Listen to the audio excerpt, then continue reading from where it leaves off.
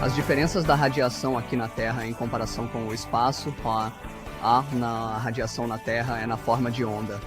Acabamos com o raios gama ou o espectro eletromagnético que será emitido por materiais radioativos na Terra. No espaço você realmente tem as partículas carregadas que são mais danosas, o IA, ou mais delas, o fluxo ou o número delas, é maior e, portanto, você acabará com uma dose mais alta do que chamamos de dose de radiação. Bem, estamos protegidos das que vêm de fora da Terra. O campo magnético da Terra nos protege, assim como a atmosfera. Então a atmosfera absorve muitas das partículas e você obtém secundárias que ela pode produzir. E quando chega à superfície da Terra, elas foram principalmente completamente absorvidas de sua energia.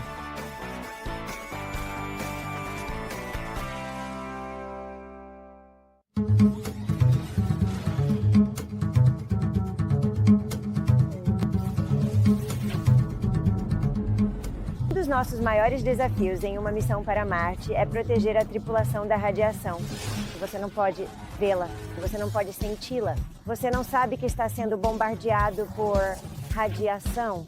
Mas temos dosimetria operacional e dosímetros pessoais da tripulação que podemos usar para medi-la. A radiação espacial vem de 3 fontes principais. Uma delas são as partículas de radiação, presas ao redor da Terra, chamadas de ACU, cinturões de radiação de Van Allen. A segunda fonte de radiação é do Sol. Durante períodos de intensa atividade solar, podem ocorrer tempestades solares e altos fluxos de radiação.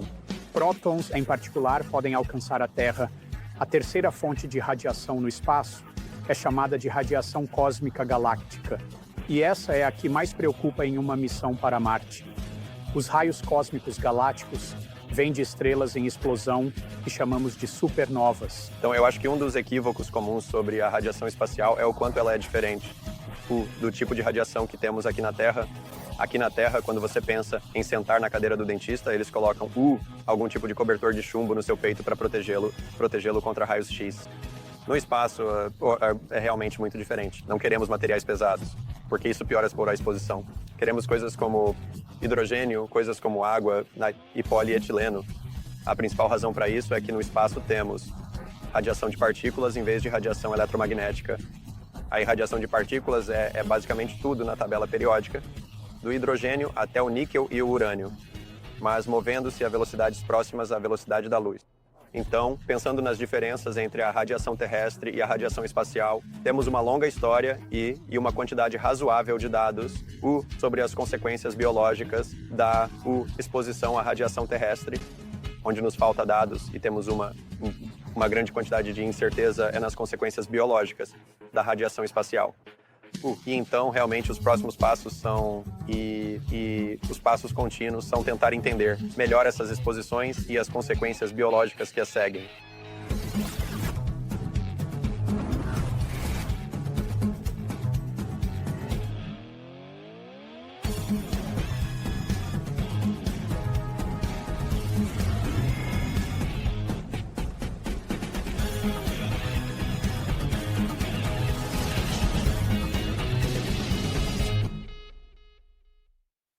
Você já considerou como o Sol influencia nosso planeta, além de apenas fornecer luz e calor?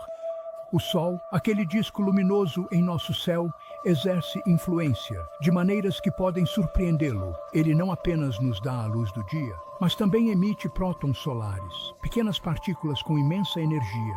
Ocasionalmente, há explosões extraordinárias desses prótons, eventos que chamamos de eventos de prótons solares, ou SPS para abreviar. Esses SPEs são fenômenos fascinantes, enviando uma enxurrada de prótons através do espaço, que chegam ao nosso planeta. Mas como entendemos esses fogos de artifício cósmicos? Como chegamos a entender sua existência, sua origem, seu impacto? Nossa compreensão dessas tempestades solares é um desenvolvimento relativamente recente, testemunhando as fronteiras sempre em expansão do conhecimento humano. Nossa compreensão desses eventos de prótons solares começou não há muito tempo, iniciando uma fascinante jornada de descoberta. A história da descoberta dos eventos de prótons solares começa no século XX, com o advento dos voos de balões de alta altitude. Esses não eram balões comuns, vale lembrar. Eles estavam equipados com instrumentos capazes de detectar e medir raios cósmicos, partículas energéticas que constantemente bombardeiam nosso planeta do espaço. Nos primeiros dias, os cientistas estavam particularmente interessados em desvendar o mistério desses raios cósmicos. Eles queriam entender de onde esses raios se originavam, do que eram feitos e como impactavam nosso planeta. E assim enviaram esses balões para a borda da nossa atmosfera, a estratosfera, onde os raios cósmicos são mais abundantes. A década de 1950 foi um período crucial nessa exploração. Foi então que os cientistas, usando dados desses voos de balão, se depararam com uma curiosa anomalia.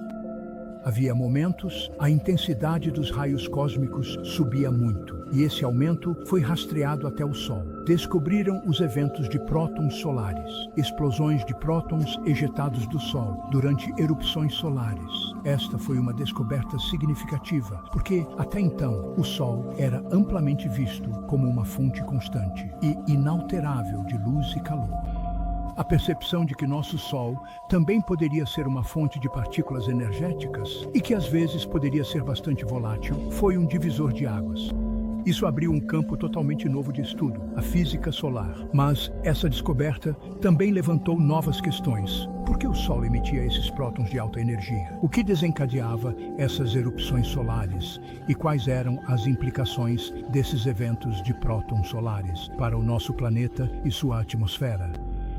Essas questões levaram a investigações profundas sobre o comportamento solar. Cientistas estudaram as erupções solares e os eventos de prótons solares mais de perto, usando instrumentos e técnicas cada vez mais sofisticados, e descobriram que o Sol era mais complexo e dinâmico do que imaginaram. Essa descoberta iniciou uma nova era na física solar, revelando a natureza energética e volátil da nossa estrela. Os eventos de prótons solares, embora complexos, seguem um certo padrão que os cientistas conseguiram decifrar ao longo do tempo. Esses fascinantes fenômenos celestiais começam com uma erupção solar. Imagine o Sol, uma esfera volátil de plasma quente, de repente explodindo com uma explosão massiva. Essa explosão, ou erupção solar, é o primeiro passo na cadeia de eventos que leva a um evento de prótons solares. A erupção solar, em essência, é uma poderosa explosão de radiação. É tão potente que pode interromper as comunicações de rádio aqui na Terra. Mas o que é mais interessante é o que acontece após a erupção. A energia da erupção solar impulsiona prótons, partículas com carga positiva, para longe do Sol a quase a velocidade da luz. Essa ejeção de prótons é o que chamamos de evento de prótons solares. Agora, esses prótons não simplesmente vagam pelo cosmos. Alguns deles, devido à gravidade e ao campo magnético do Sol, são direcionados para o nosso planeta natal, a Terra. E é aqui que as coisas ficam realmente intrigantes. À medida que esses prótons se dirigem em alta velocidade para a Terra, eles encontram o campo magnético do nosso planeta. Nosso campo magnético, uma espécie de escudo protetor, desvia a maioria desses prótons, mas alguns conseguem passar, especialmente em direção aos polos, criando o que conhecemos como as luzes do norte e do sul, ou auroras. Estas não são apenas belas exibições de luz, mas também um testemunho da profunda influência do Sol em nosso planeta. Mas há outro lado nesta história. Os prótons que conseguem passar podem interagir com nossa atmosfera, causando mudanças em sua composição. Eles podem até representar uma ameaça para satélites, tecnologia e astronautas no espaço. Consequentemente, entender e prever eventos de prótons solares é crucial para proteger nossa tecnologia e explorações baseadas no espaço. A dança dinâmica desses prótons solares com o campo magnético do nosso planeta pinta um quadro vívido da influência do Sol em nosso mundo. Essa interação entre nosso Sol e a Terra, embora muitas vezes invisível a olho nu, é um lembrete constante do nosso lugar no vasto balé cósmico. Os eventos de prótons solares, embora fascinantes por si só, têm implicações significativas para o nosso mundo moderno. Essas ocorrências celestiais não são meramente um espetáculo para astrônomos e entusiastas do espaço. Elas têm um peso crucial em nossa sociedade, movida pela tecnologia. Imagine por um momento a intrincada rede de nossas redes elétricas. Esses sistemas complexos, que trazem energia para nossas casas e cidades, podem ser notavelmente sensíveis às partículas solares liberadas durante esses eventos. Um influxo repentino dessas partículas pode levar a interrupções significativas, causando apagões generalizados e deixando cidades na escuridão. Da mesma forma, nossa dependência da comunicação via satélite, desde sistemas de posicionamento global até previsão do tempo, também está à mercê desses fenômenos solares. A intensa radiação de um evento de prótons solares pode interferir e, em casos extremos, até danificar os delicados eletrônicos desses satélites.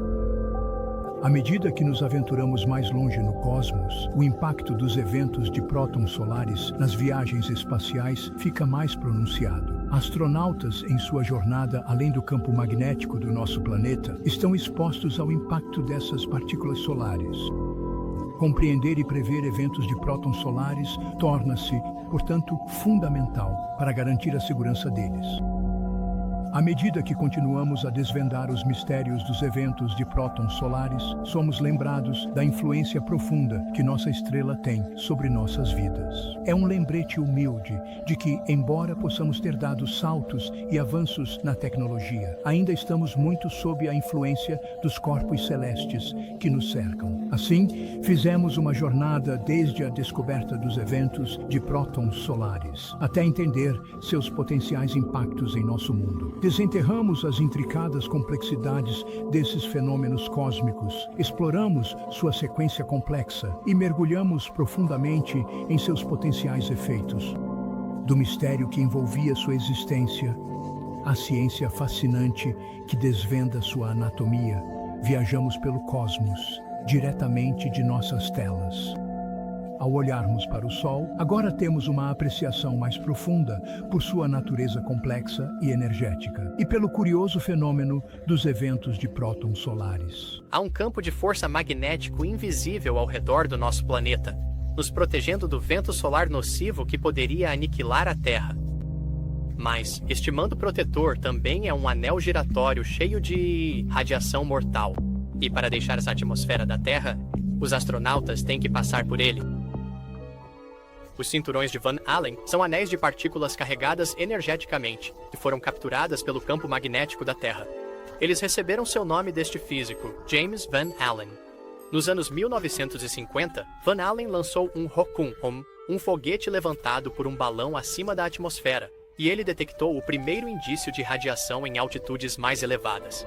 Então, o Explorer-E, o primeiro satélite americano a orbitar a Terra, foi lançado em 13 de janeiro de 1958. O Explorer-E confirmou que a magnetosfera da Terra estava aprisionando as partículas subatômicas. Os cinturões de Van Allen foram a primeira grande descoberta científica da era espacial inicial e representaram um sério desafio para as viagens espaciais.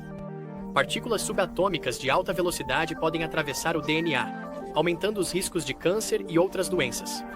Portanto, enviar astronautas através dessas partículas não é ideal, e mesmo que eles estejam voando em uma nave espacial blindada, doses de radiação ainda podem penetrar, mas não há como evitar os cinturões de Van Allen. Para alcançar o espaço, os astronautas têm que voar através deles.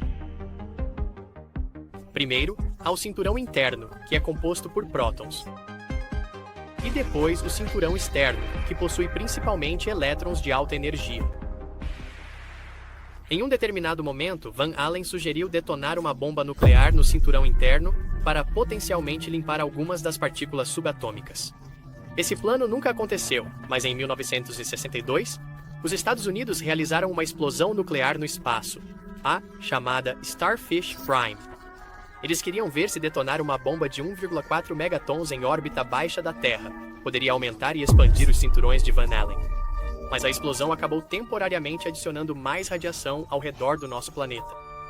Então, com pouco sucesso nesse aspecto, coube à NASA construir uma espaçonave com uma barreira de radiação forte e descobrir uma trajetória de voo que evitasse as partes mais espessas e radioativas dos cinturões, enquanto viajava o mais rápido possível.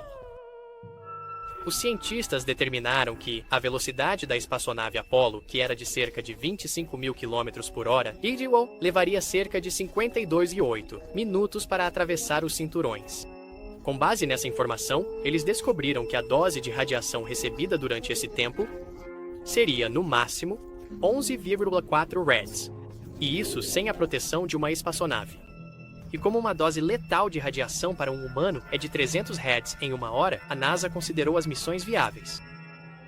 No final, a dose média de radiação na pele dos astronautas da Apollo foi de 0,38 rad, o que é aproximadamente a mesma radiação que você receberia ao fazer 2 tomografias computadorizadas na cabeça. Portanto, embora os cinturões de Van Allen sejam letais, eles realmente só poderiam matar um astronauta se ele passasse vários dias em sua proximidade radioativa. E apesar dos desafios que os cinturões criam ao deixar a Terra, na verdade, deveríamos agradecê-los por protegerem a vida em nosso planeta de uma aniquilação total. Você está pronto para se aprofundar nos mistérios dos cinturões de Van Allen, o chamado Triângulo das Bermudas do Espaço?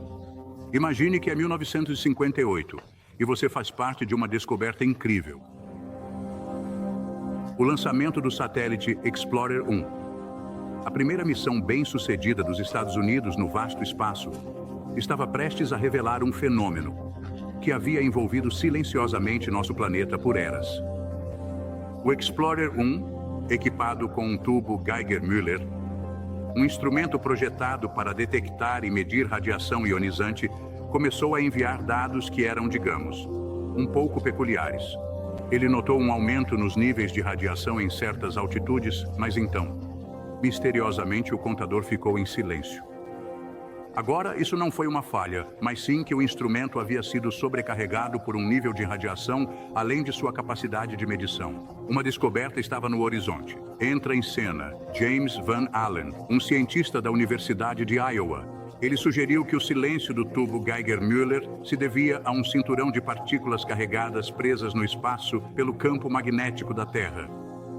Missões posteriores, Explorer 3 e Pioneer 3, confirmaram essa teoria. Elas detectaram 2 regiões distintas de radiação aprisionada, que agora conhecemos como os cinturões de radiação de Van Allen.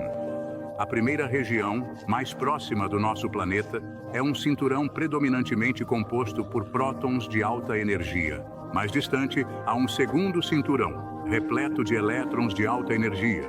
Esses 2 cinturões em forma de donut, invisíveis a olho nu, são um testemunho da natureza complexa e fascinante do nosso universo. É importante entender o significado dessa descoberta.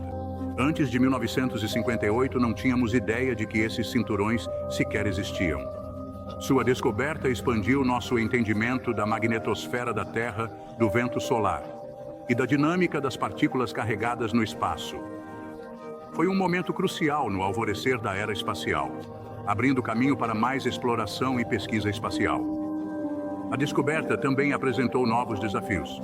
Esses cinturões de radiação poderiam representar uma ameaça para espaçonaves e astronautas, levando a avanços na blindagem. Os escudos invisíveis que protegem nosso planeta foram revelados. Esses escudos, os cinturões de Van Allen, continuam a ser um tema de estudo intenso, enquanto nos esforçamos para desvendar os mistérios do nosso universo. E se eu dissesse que a Terra está vestindo uma armadura cósmica feita de partículas carregadas? Sim, você ouviu direito. Os cinturões de Van Allen, descobertos no final dos anos 50, são semelhantes a um escudo protetor ao redor do nosso planeta, composto por 2 cinturões principais: o cinturão interno, principalmente povoado por prótons, e o cinturão externo, dominado por elétrons. Esses cinturões não são aleatórios. Eles são formados por partículas carregadas presas pela magnetosfera da Terra, uma região do espaço dominada pelo campo magnético da Terra. Assim, as partículas dentro desses cinturões são como pequenos prisioneiros, presos pelas correntes invisíveis da magnetosfera da Terra. Essas partículas são energéticas. Elas são aceleradas por vários mecanismos, incluindo interações com o vento solar e raios cósmicos. Os elétrons no cinturão externo podem atingir velocidades relativísticas, aproximando-se da velocidade da luz. Agora, isso é o que chamamos de uma perseguição em alta velocidade. Mas esses cinturões não apenas existem, eles têm um propósito. O campo magnético da Terra desempenha um papel crucial na captura e formação dos cinturões de Van Allen. Imagine o campo magnético como um mestre escultor, moldando esses cinturões em formas toroidais ou de rosquinha ao redor do nosso planeta. As partículas carregadas seguem as linhas do campo magnético como soldados obedientes, marchando ao longo de um caminho predeterminado. O campo magnético da Terra não apenas molda esses cinturões, ele também nos protege. Sem o campo magnético do nosso planeta, essas partículas de alta energia bombardeariam a Terra, causando todo tipo de caos. Mas graças a este escudo magnético, as partículas são aprisionadas, formando os cinturões de Van Allen. Isso é uma façanha impressionante de engenharia natural. Nosso planeta, em sua sabedoria, criou um escudo protetor de partículas carregadas, mantidas no lugar por seu campo magnético. É uma armadura cósmica, nos defendendo do ataque incessante da radiação solar. Então, nosso planeta não é apenas uma rocha flutuante. É uma fortaleza, armada com um escudo magnético. Explorar o espaço não está isento de perigos.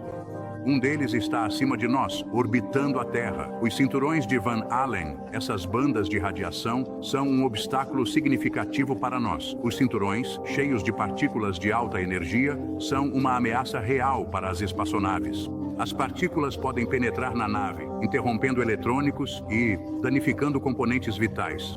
Para satélites, isso pode significar uma falha catastrófica. Para missões tripuladas, os riscos são maiores. A intensa radiação nos cinturões é prejudicial aos astronautas, tornando a exposição prolongada um risco à saúde.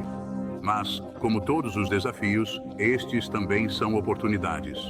Entender os cinturões de Van Allen não é apenas sobre evitar os perigos que eles representam. É sobre desvendar os segredos que eles guardam. A natureza dinâmica dos cinturões, sua resposta à atividade solar, a interação de partículas carregadas e campos magnéticos, todos esses aspectos são temas de pesquisa contínua. Embora saibamos muito, ainda há mais para aprender. Tempestades solares, por exemplo, podem causar flutuações nos níveis de radiação dentro dos cinturões. Essas mudanças podem influenciar não apenas o comportamento das partículas nos cinturões, mas também as condições do clima espacial que afetam nosso planeta. E então, há o mistério do ocasional terceiro cinturão. Sim, de vez em quando, um terceiro cinturão de radiação se forma temporariamente durante certas condições de clima espacial. Por que isso acontece? Como isso afeta os outros cinturões? Estas são perguntas para as quais os cientistas estão ativamente buscando respostas. O estudo dos cinturões de Van Allen não é apenas sobre entender nosso vizinho cósmico imediato. É sobre entender o próprio universo. Os cinturões são um laboratório natural para estudar a radiação cósmica, um fenômeno encontrado em todo o cosmos. À medida que continuamos a alcançar as estrelas, entender e navegar pelos cinturões de Van Allen continua sendo uma parte crucial da nossa jornada. Eles não são apenas obstáculos a serem superados, mas também guias para os mistérios do universo. Quanto mais aprendemos, mais longe podemos ir. E não é esse o espírito da exploração. A jornada para entender nosso vizinho cósmico está longe de terminar. À medida que nos aprofundamos no século XXI, a exploração e pesquisa dos cinturões de Van Allen continuam a ser uma parte crucial da nossa jornada no espaço. Essas regiões fascinantes da magnetosfera do nosso planeta, repletas de prótons e elétrons de alta energia, guardam as chaves para muitas perguntas sem resposta sobre o nosso universo. A natureza dinâmica dos cinturões de Van Allen, sua intensidade e estrutura sempre em mudança, os tornam um assunto de pesquisa contínua. À medida que os cientistas continuam a estudar esses cinturões, eles estão descobrindo insights valiosos sobre o clima espacial e seus efeitos na nossa tecnologia e no planeta. Tempestades solares, raios cósmicos, distúrbios geomagnéticos, todos esses fenômenos podem influenciar o comportamento das partículas nos cinturões. Compreender essas forças não é apenas uma questão de satisfazer a curiosidade científica. Trata-se de proteger nosso modo de vida moderno. No futuro, podemos antecipar mais missões espaciais equipadas com instrumentos sofisticados para examinar mais de perto os cinturões de Van Allen. Essas missões nos ajudarão a entender as complexas interações entre partículas carregadas, o campo magnético da Terra e fatores externos como a atividade solar. Elas nos permitirão prever e mitigar os efeitos do clima espacial em satélites e espaçonaves. Ao mesmo tempo, essas explorações ajudarão a dissipar equívocos em torno dos cinturões de Van Allen. Apesar de serem apelidados de Triângulo das Bermudas do Espaço, não há nada de misterioso ou inexplicado sobre essas regiões. Eles não são responsáveis por desaparecimentos ou fenômenos bizarros, mas desempenham um papel crítico em nossa compreensão do espaço. O futuro da exploração dos cinturões de Van Allen é uma jornada de descoberta que certamente nos aproximará de entender nosso lugar no cosmos. É uma jornada que destacará a resiliência da curiosidade humana e a busca incessante pelo conhecimento. À medida que desvendamos os mistérios dos cinturões de Van Allen, não estamos apenas explorando o espaço, estamos garantindo nosso futuro nele. É difícil lá fora para uma espaçonave. O hardware no espaço deve enfrentar um oceano de partículas radiadas perigosas. Essas partículas podem desgastar lentamente uma espaçonave ao longo do tempo, atingir uma vez e causar um problema temporário, ou causar um curto-circuito no sistema de uma só vez. Seja uma espaçonave indo para a Lua, como a missão Artemis, ou enfrentando o Sol, como a Parker Solar Probe. Tudo a bordo deve ser verificado quanto à confiabilidade antes do lançamento. Cada parte tem que ser testada, e é aí que nosso grupo entra. Nós pegamos os modelos e descobrimos como é o ambiente de radiação, e então testamos com base nesse ambiente e determinamos se a peça vai sobreviver ou não.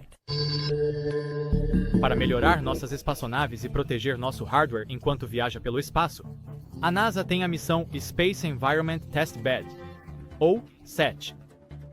Esta é uma missão onde o foco principal é a radiação. O SET ajuda os pesquisadores a entenderem e a projetarem para os potenciais efeitos da radiação que esperam as espaçonaves. Na verdade, está fazendo medições do ambiente de radiação. Algumas medições estão realmente contando partículas individuais à medida que entram. E outras medições estão realmente levando em conta qual é o efeito cumulativo de todas essas partículas. Todo o espaço é um ambiente de radiação, mas as condições exatas variam conforme o destino. O Sol emite prótons. A Terra abriga enxames de prótons e elétrons. Júpiter faz o mesmo, mas em maior concentração e com energia mais alta.